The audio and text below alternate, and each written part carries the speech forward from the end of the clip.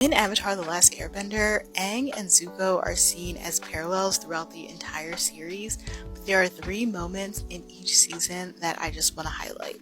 The first one being the episode The Storm. This episode is about the both of them losing their innocence, and we see this through the flashbacks. With Aang, we see the time when he was told that he was the Avatar, and he was unable to be a normal kid after this. One, the kids don't want to play with him anymore because they see him being the Avatar an unfair advantage. And this leads him to spending a lot more time with Monk Gyatso.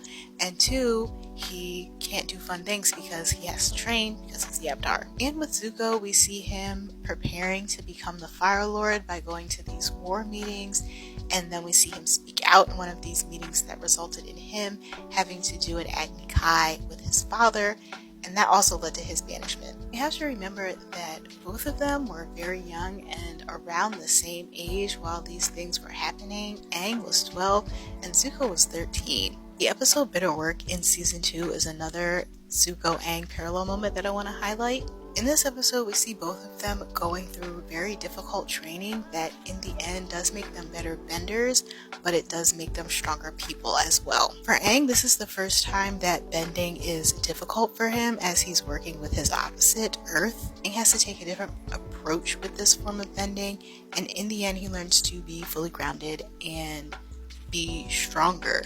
And this strength is different from the strengths that he has with other forms of bending because this is brute force. And with Zuko, this is when he learns to redirect lightning, and in learning this he has to understand different forms of bending and understand why they are important to learning this technique. And in this, he learns that all the nations of the world are equally important and that one should not be overtaking the other. The episode The Avatar and the Fire Lord is all about the bond between the two. And I'm not just talking about Roku and Sozin, I'm talking about the Avatar and someone, Zuko, from the Fire Nation. In this episode, both Zuko and Aang realize that they can be friends and they can work together. All his life, Zuko has been told that the Avatar is his greatest enemy. Meanwhile, he's just his great-grandfather. And with Aang, he thought that they could be friends, but seeing it with his own eyes made it much more of a reality. Also in this episode, there was a little parallel between Zuko and Sozin when we learned that both of them spent a significant amount of time in their lives searching for the Avatar.